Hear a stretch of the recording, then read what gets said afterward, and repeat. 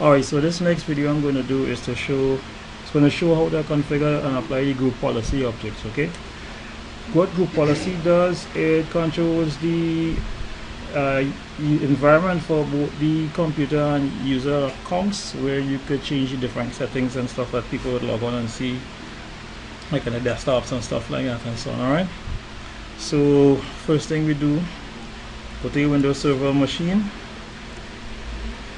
Click on Start, Administrative Tools, Group Policy Management. The Group Policy Management window pops up. So here we have already drilled down to the server name that's in the forest and the domain. So I'm gonna right click on this. I'm gonna expand this some more. And now we're going to see for the group policy objects listed under there. We right click on that, click new, and for the new group policy name I'm going to call it test GPO. Alright, click OK.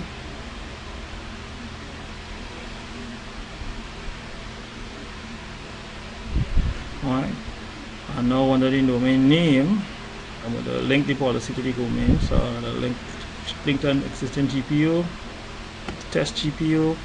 Okay, so that policy is now linked to the GPO, the domain.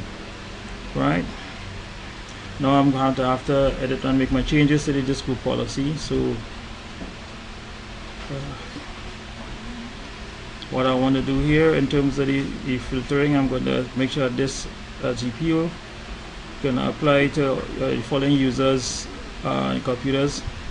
On this domain, I'm going to click on add, and on the technoruns.com domain, I'm going to type everyone here. Just type everyone, check name, so it's going to make sure it's going to find that name in the AD list. So everyone who's on that in an active directory here, the policy is going to apply to them. Click OK.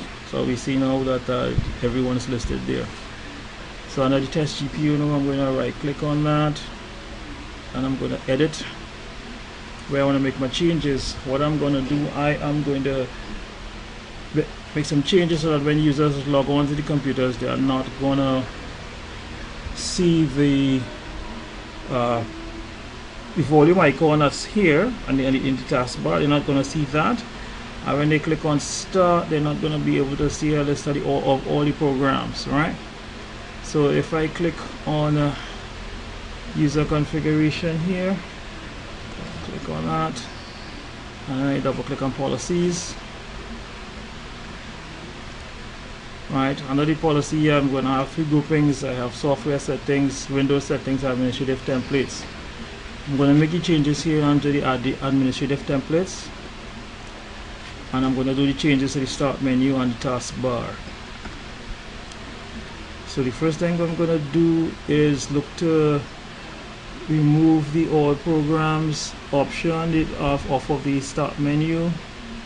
Just this here, the all programs list. If I scroll across, I see where it's not configured, so I double click on that. And in the window, the properties for the remove all programs, I check on it enabled, and I click OK. So now that policy is now enabled. Then I'm going to scroll down further and further again. I'm looking for the volume icon, remove the volume icon from the taskbar. Bam, this is it here. Remove the volume control icon. Again, this is not being configured, so I double click on this and I check enabled, and I click OK.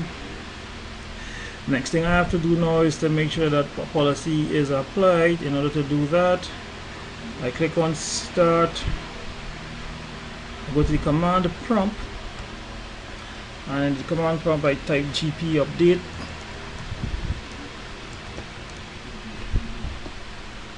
What this is gonna do is to update any group policies. So apply the group policy on the server. So suggest It's updating the policy update has completed successfully. User policy update and computer policy update. So we have now successfully completed this exercise here on the server. Now to verify that the policy has been updated and applied, I go to my Windows computer, Windows 7 computer, and when I log on to this computer, I'm not supposed to see the, sorry, I used the wrong password here.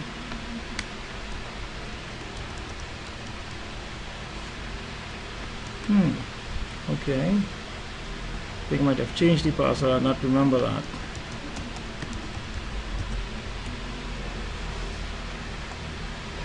Yes, the password was changed. My fault, sorry about that. I cancel the activation of Windows.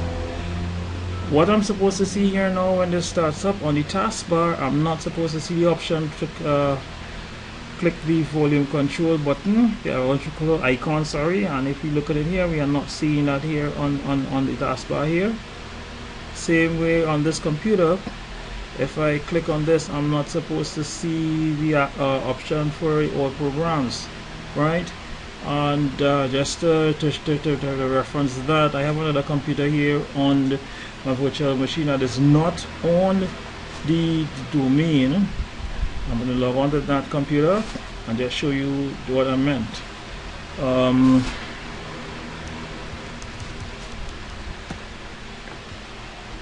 Alright, so this computer is not on the domain. Alright, so here it is. You will see when this computer starts up on the taskbar, you will see the volume control icon. Alright, you see the volume control icon here on this computer, and on the start menu you see the all programs list. Because this computer is not on the domain, it's still a workgroup computer, so the group policy update I did is not going to apply to this computer. Okay, let me just show you, just as proof of that. You see this computer here is in a workgroup, right? The other computer, the other Windows 7 computer, sorry, that's the wrong one. This computer, if I go to see where this computer is part of the domain, right? So the group policy changes that we need apply to this computer, as this computer is on the network on the domain, whereas the other computer that's a standalone, that's in a work group, the group policy does not apply to that. So that was my example of showing how the group policy update changes that we make on the server will apply and affect the computers that are all on the domain. You could also do group policy changes just for computers only, or users or member of particular groups and so on. Okay, so that was my video showing you that. Thanks for watching.